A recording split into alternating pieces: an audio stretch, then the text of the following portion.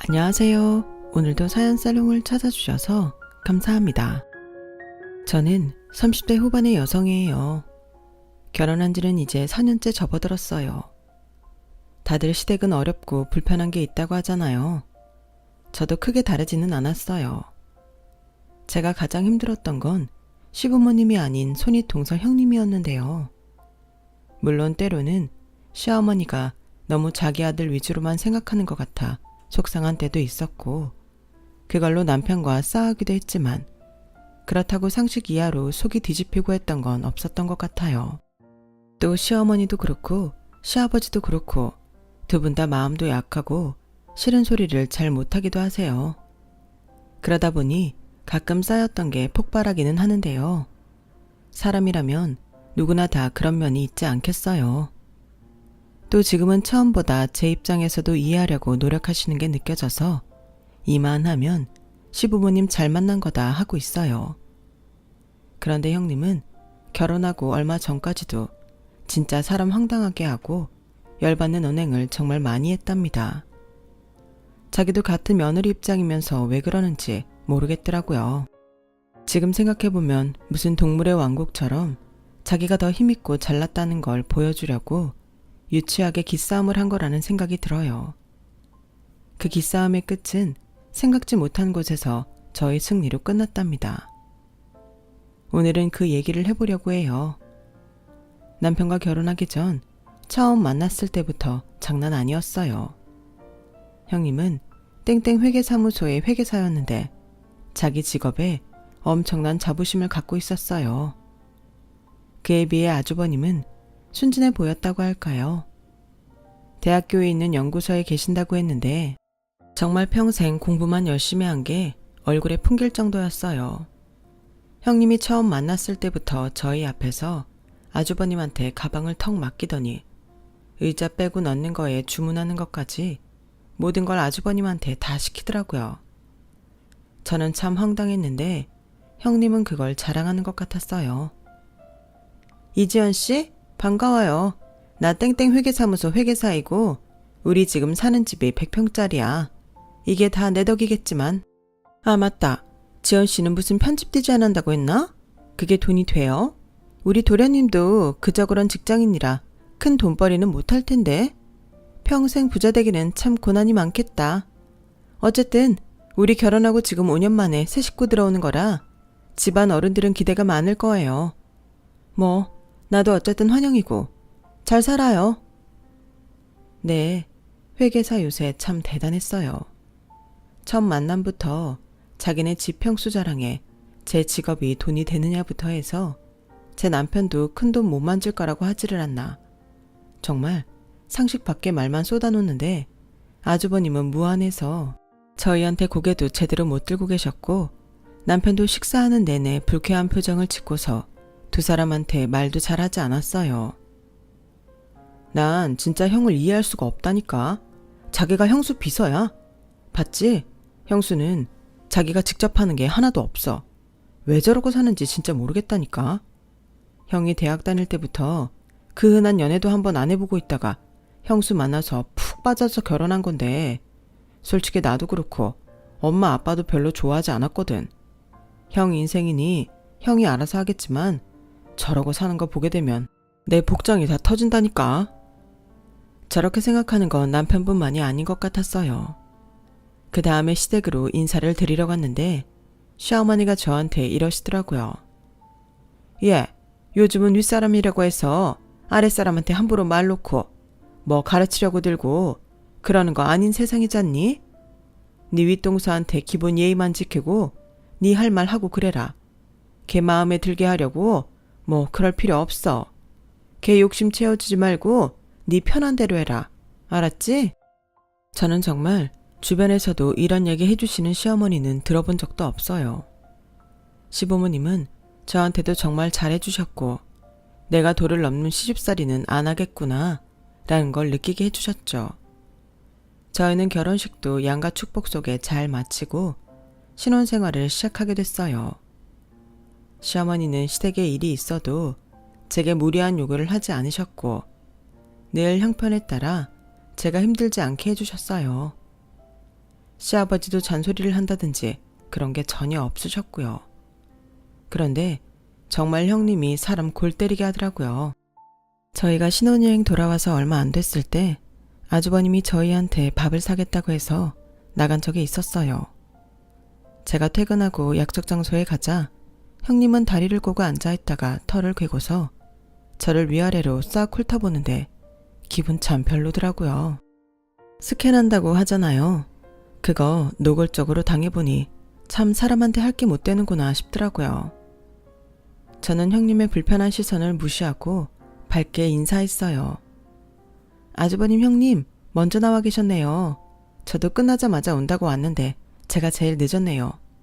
주문 아직 안 하셨죠? 제가 할까요? 자기 주문 안 했지? 자기 오면 하려고 기다리고 있었지. 라는 남편의 말에 제가 메뉴판을 펼치자 형님은 쓱 메뉴판을 가로채서 아주버님 앞에 놓더라고요. 일단 음식은 우리가 시키는 걸로 할게. 오늘 하고 온 센스 보니까 이런 데 와보지도 않았을 것 같고 뭘 시켜야 될지도 모를 것 같은데 쪽팔리느니 내가 하지 뭐. 라더니 제가 무슨 말할 틈도 없이 손가락으로 메뉴를 집어가며 아주버님한테 이거랑 와인은 당신하고 나만 하지 뭐. 라는 거 아니겠어요?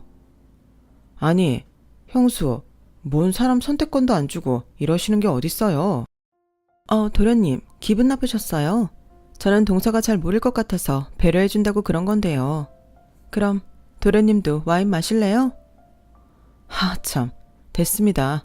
뭐 어차피 오늘 형이 사준다고 했으니 시켜주시는 거 잘 먹고 갈게요. 남편은 엉뚱하게 해석해서 자기 할 말만 하는 형님한테 질렸다는 듯 알아서 하라며 더는 말을 안 하더라고요.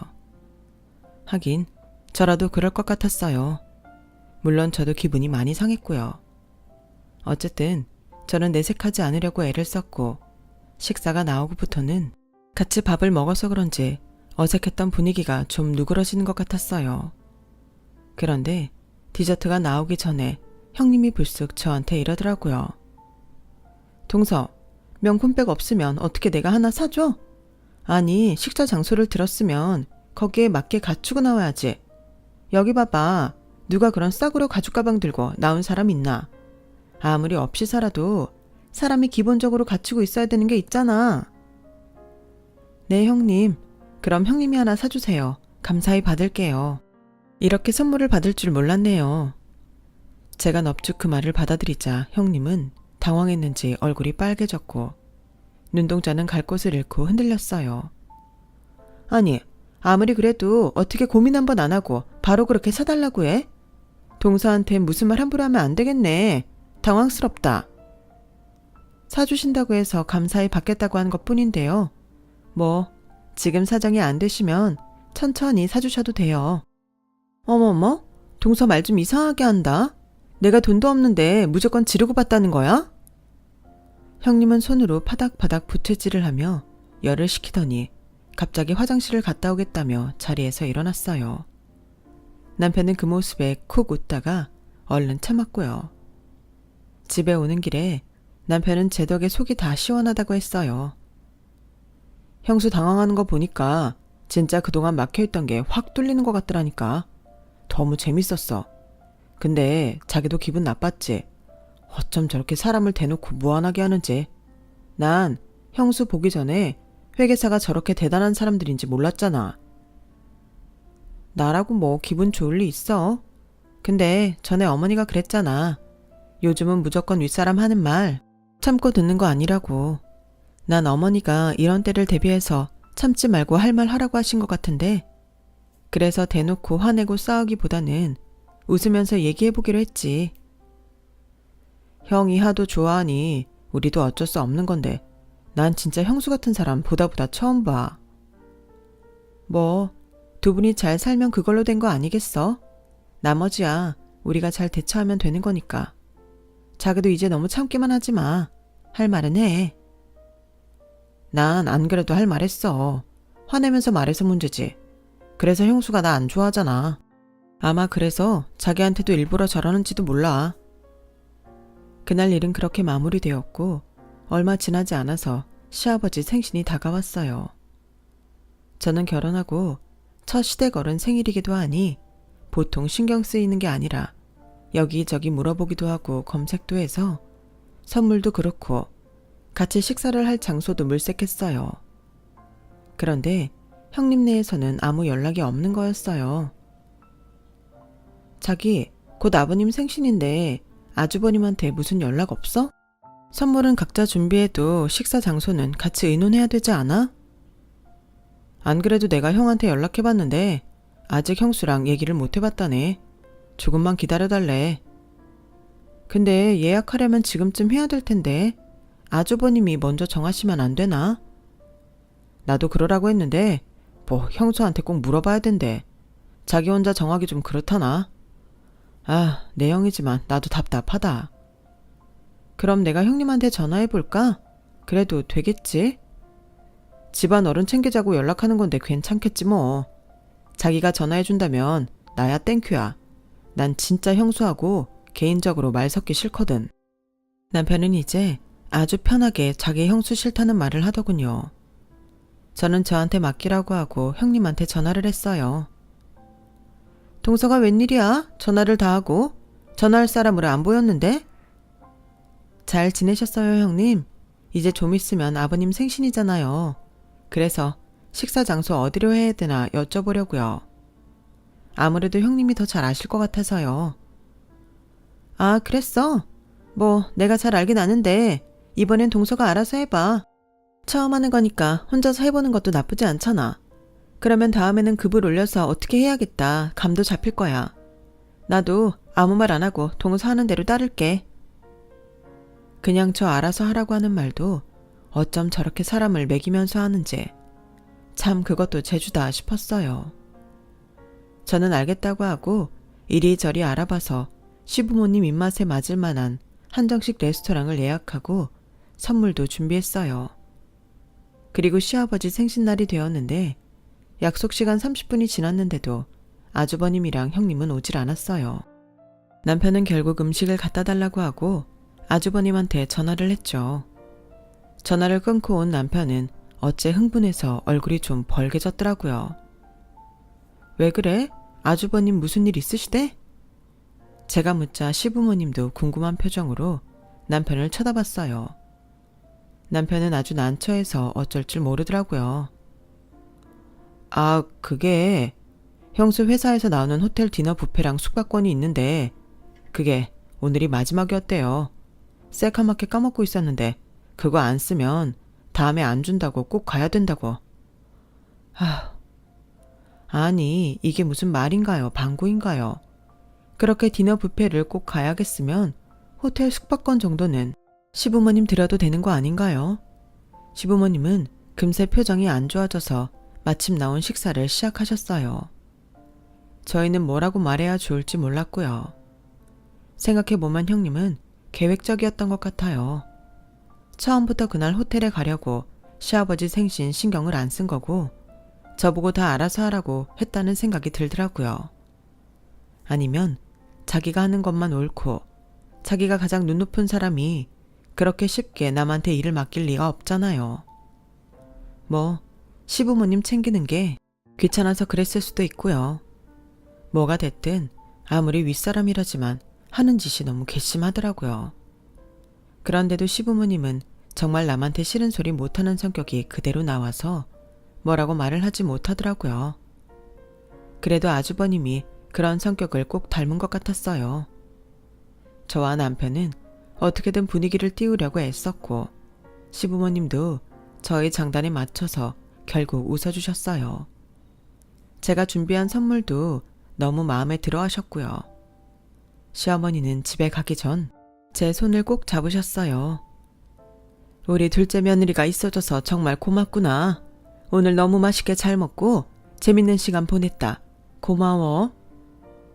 결혼하고 얼마 안 됐는데도 형님 하는 게 정말 가관인데 시부모님은 그동안 정말 속통이 터졌겠다 싶더라고요. 아니, 아무리 자기 일만 중요한 사람이라고 해도 그렇지 이렇게 기본 예의까지 없을 수 있을까요? 이게 다 좋은 직업 같고 돈만 잘 벌면 된다는 식의 우리나라 교육이 문제 같다고 제가 남편한테 한탄을 했어요. 자기 교육부 장관 돼야겠다. 내가 밀어줄까? 농담하지 말고. 난 정말 실망이야. 그래도 사회적으로 볼 때 성공한 전문직이잖아. 그런 사람들은 좀 더 나을 거라는 기대도 있고 말이야.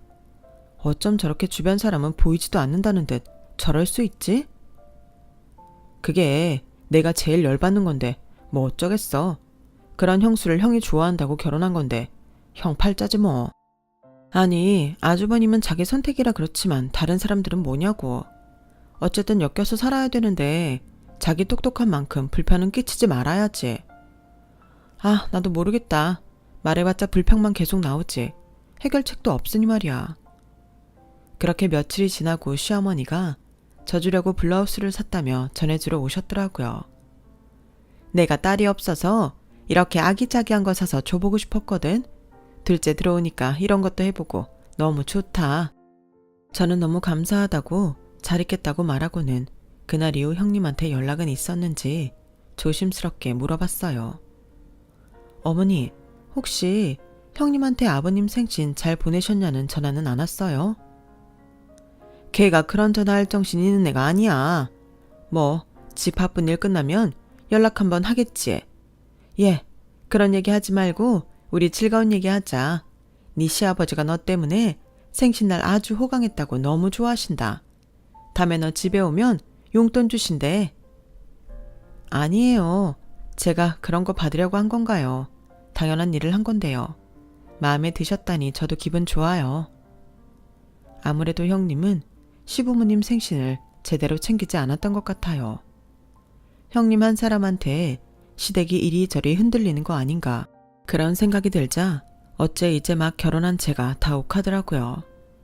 하지만 저야 어쨌든 형님보다 아랫사람이고 결혼해서 이제 막 시댁도 알아가는 참인데 함부로 무슨 말을 할 수 있는 것도 아니었죠. 저는 어쩌면 형님도 저는 모르는 이유가 있을 수도 있다고 그렇게 좋게 생각하고 넘어가기로 했어요. 회계사무소들이 월말이 닥치면 다들 정신없이 바쁘다던데 마침 그때가 월말이기도 했기에 그래서 그런가 보다 이해하려고도 했고요. 하지만 시간이 가면 갈수록 형님에 대해 알게 되는 이야기는 제가 이해할 수 있는 수준이 아니었어요. 형님은 결혼할 때 원래 집을 반반씩 내서 하기로 했는데 결혼 준비하면서 갑자기 자기네 친정이 요즘 많이 어렵다며 하도 우는 소리를 내서 시부모님이 다 해주셨다고 하네요. 집에 들어가는 가구며 가전제품도 아주버님이 마련하셨고요. 지금 사는 그 100평이라는 데에는 6개월 전쯤 들어갔다는데 자기네 돈 벌어서 이사를 하면 월대 살던 집 보증금은 시부모님한테 돌려드려도 되잖아요. 정말 한 푼 들이지도 않았고 감사하다는 말도 없었대요. 그 말을 할 때 남편은 정말 얼굴이 벌개져서 씩씩대더라고요. 왜 안 그렇겠어요? 저는 듣기만 하는데도 기가 막히더라고요. 그때는 시간이 또 그렇게 지나갔고 2달쯤 후였어요. 형님한테서 전화가 왔는데 그 내용이 참 가관이었어요. 동서, 내가 시간지나 이런 거 물어보는 게 좀 그렇긴 한데 그래도 궁금해서 말이야. 아버님 어머님이 동서 예물 어떻게 해줬어? 예물이요? 그건 갑자기 왜요? 아니 며칠 전에 도련님이 집에 들러서 우리 그이랑 얘기하는 거 들었는데 불가리 거 세트 받았다며? 그리고 아버님이 저번에 생일 준비하느라 수고했다고 동서 용돈도 주셨다던데 그거 다 정말이야? 예물은 불가리 그거 딱 하나 받은 거 맞고요. 아버님이 주신 용돈은 정말 안 받으려고 했는데 꼭 주시겠다고 하셔서 주신 거 반만 받았어요. 아니 한 세트고 반이고 받은 거 맞잖아. 어머, 아버님 어머님 지금 동서랑 나랑 차별하는 거 맞지? 난 결혼할 때 그런 비싼 예물 받지도 못했어. 우리 남편이 준비한 반지 목걸이 세트만 받았다고. 그리고 용돈이라니. 나한테는 그런 거 주신 적도 없는데 이거 차별 맞아. 동서, 뭘 했길래 아버님 어머님이 그런 걸 해주셔? 제가 뭘 했냐고요? 글쎄요. 저는요 집장만 하는 것도 오히려 제가 돈 더 보태서 했고요. 한 6대4 정도로 제가 더 냈어요. 그리고 아버님 생신 챙긴다고 선물도 드리고 한정식 레스토랑 아버님 어머님 입맛 맞을 것 같은 데로 골라서 같이 식사도 했죠. 뭐 그 정도 한 것 같아요. 참, 주말마다 안부 전화도 드리고 가끔 부르시면 가기도 하고요. 그런 정도 가지고 동서한테만 용돈 주고 할 리가 없는데? 대체 무슨 알랑방귀를 끼길래 그런 예물을 받은 건지 말해봐. 저는 집어들 때 제가 좀 더 보탠 것밖에 없어요. 제가 아버님 어머님 마음을 다 알 수 없으니 왜 그런 비싼 걸 해주셨는지는 저도 모르죠. 직접 물어보세요. 동서, 그런 걸 어떻게 대놓고 물어봐. 참나, 누구 눈치 없는 사람 만들 일 있어? 아무튼 알았어. 동서도 참 대단한 사람이네. 가지 거 알려주는 게 뭐 대수라고? 처음부터 보통 깜찍하진 않겠구나 했지만 이 정도일 줄은 몰랐네. 제가 깜찍한 인상은 아닌데 그렇게 봐주셨다니 감사해요. 저는 형님의 말도 안 되는 꼬인 말에 지고 싶지 않았어요.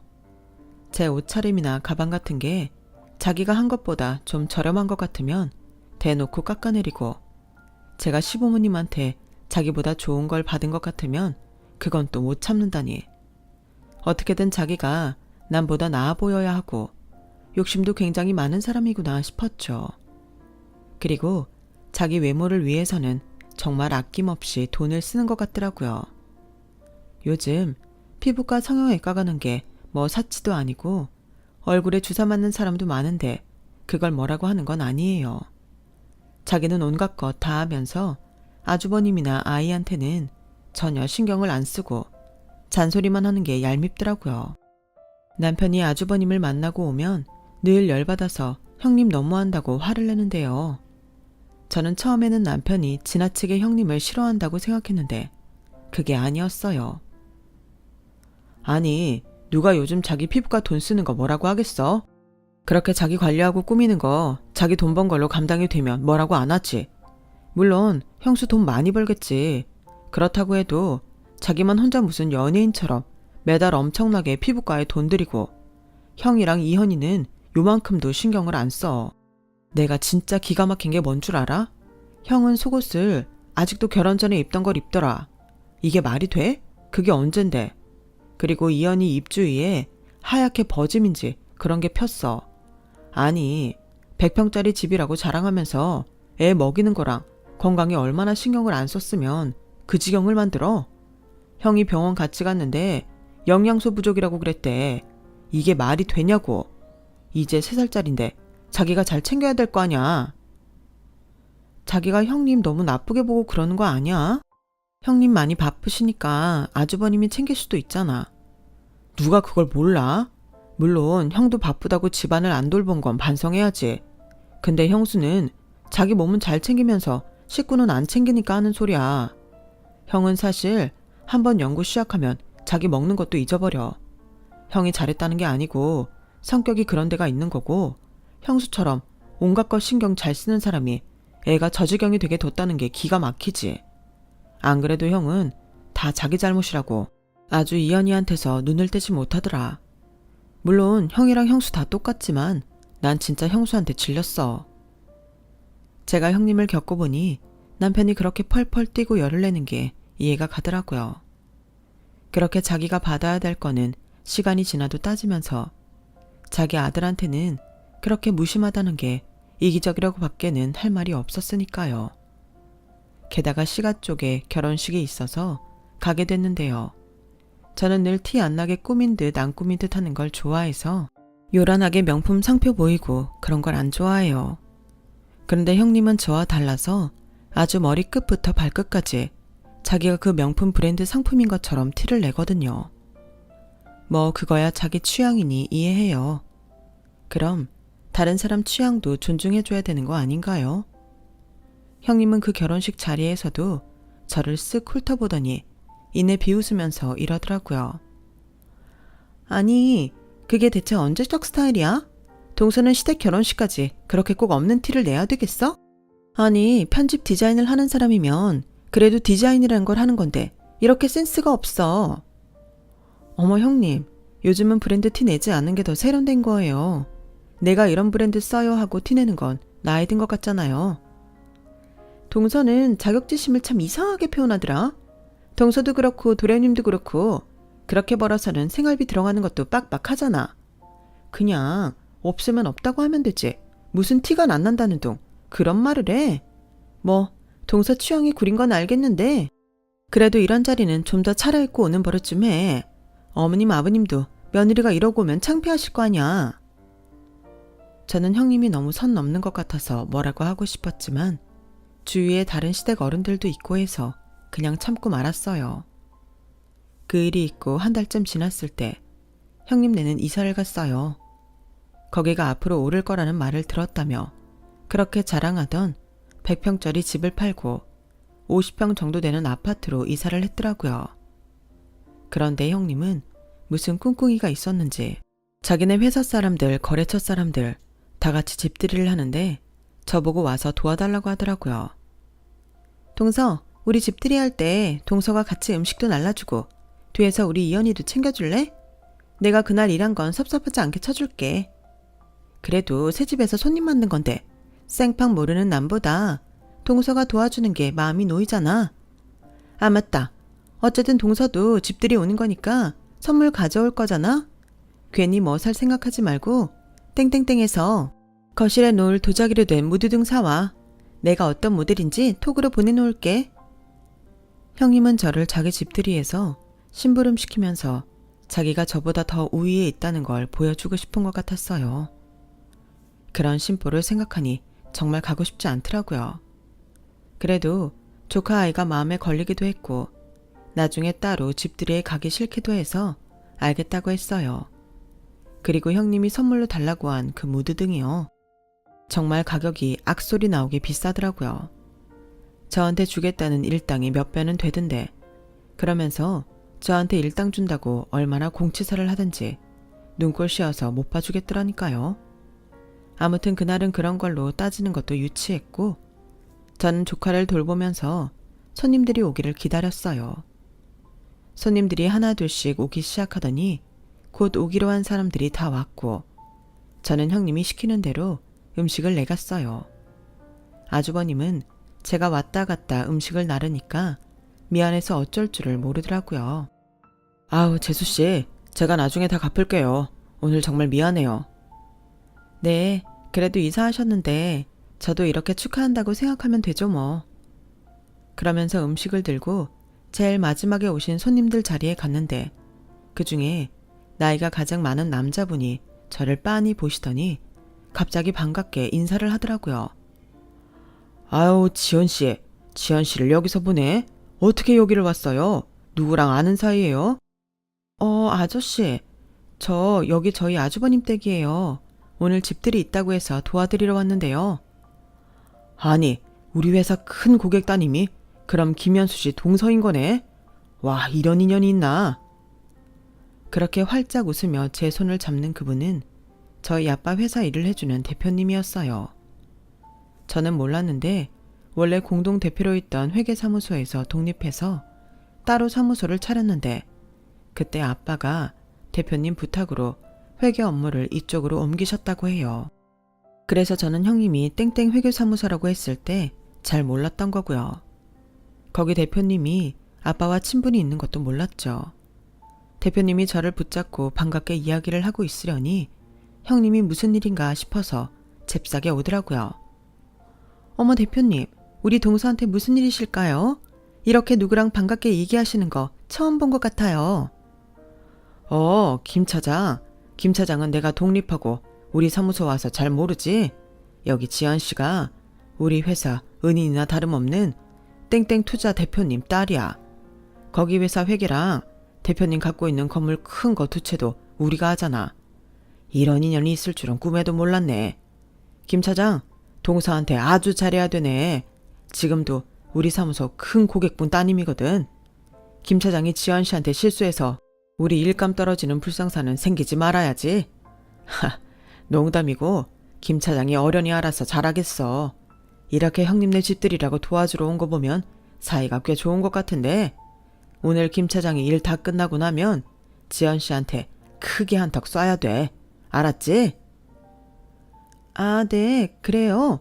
동서 친정이 그랬군요. 형님은 얼굴이 불그락 푸르락 난리가 났고 입술이 파르르 떨렸어요. 저는 그걸 보고 웃음이 터질 것 같은 걸 겨우 참았어요. 사실 저희 아빠가 규모가 크지는 않아도 아주 알찬 투자회사를 운영하고 있었고 그 회사가 있는 건물과 그 옆 건물도 소유하고 계셨는데 그 건물이 좀 크거든요. 그런 사실을 전혀 몰랐던 형님은 깜짝 놀란 거고 대표님이 대놓고 저한테 잘해주라고 하니 완전 당황한 거죠. 대표님은 집들이가 끝나고 돌아갈 때까지 형님한테 저한테 잘해주라고 몇 번을 말했는지 몰라요. 자기 대표한테 뭐라고 할 수도 없고 형님은 어쩔 수 없이 예 할 수밖에 없었죠. 사람들이 다 가고 난 후 형님은 저한테 따지듯이 말했어요. 아니, 동서는 친정집이 그러면 그렇다고 말을 해줘야지. 왜 여태 아무 말도 안 했어? 이게 대체 무슨 경우야? 제 친정일이 형님하고 관계가 있을 줄 저도 몰랐죠. 아니, 그렇게 잘 사는 집딸이 왜 이러고 다녀?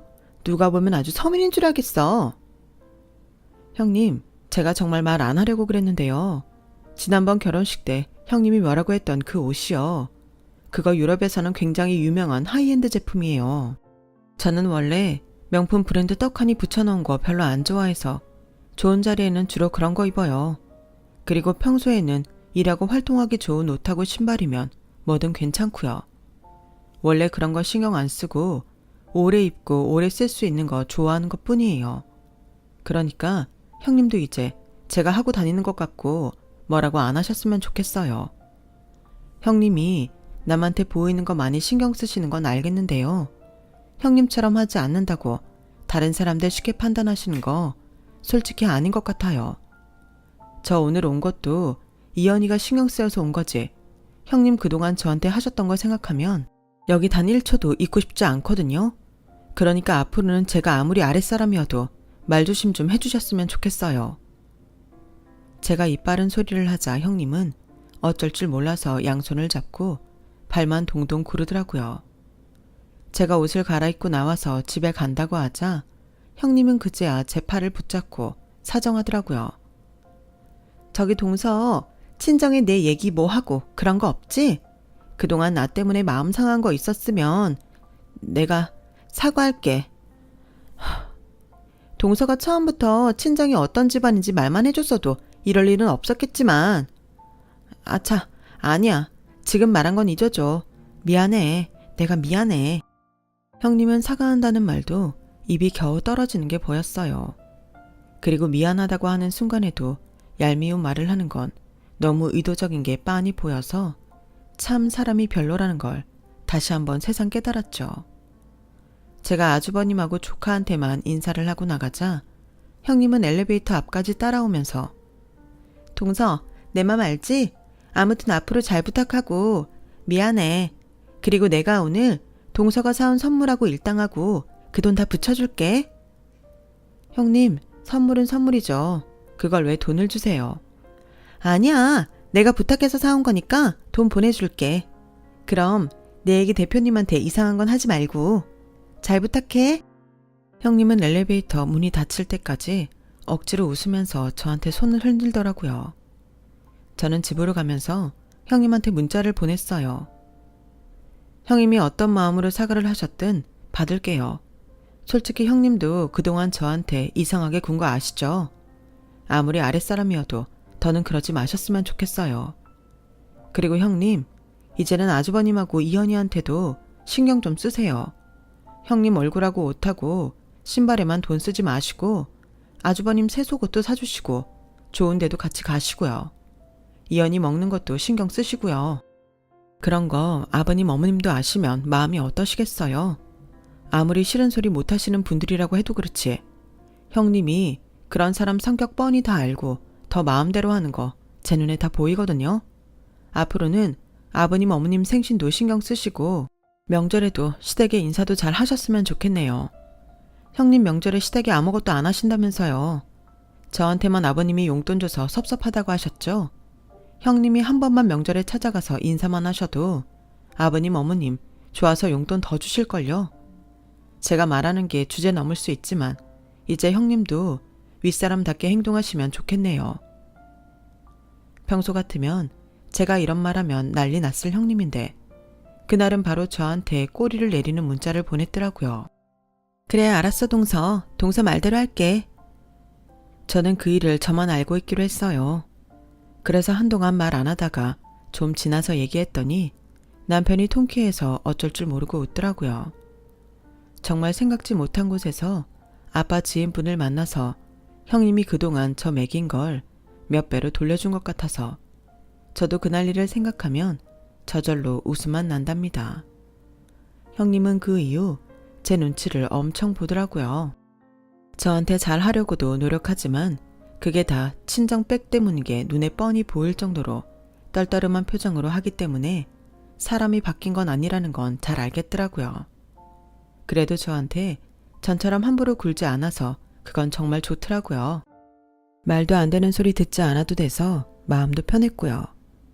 자기 대표 귀에 무슨 말이 들어갈까봐 전전긍긍하는 모습을 보면 좀 짠하기도 해요. 제가 자기 본 모습을 다 폭로하면 대표한테도 찍힐 테고 그렇게 되면 자기 회사 생활도 편치만은 않을 테니까요. 어쨌든 형님은 형식적이긴 하지만 아버님 어머님한테 가뭄에 콩나듯 전화도 하고 생신 때에는 선물이라도 챙겨 보내더라고요. 저는 형님을 보며 그런 사람은 되지 말아야지 하고 다짐한답니다. 제 이야기는 여기까지예요. 다들 재미있게 들어주셨길 바라며 이만 인사드릴게요. 감사합니다. 여러분, 사연 댓글에 응원과 현명한 조언 부탁드려요. 좋아요와 구독은 저에게 큰 힘이 됩니다. 오늘도 좋은 일 가득하세요.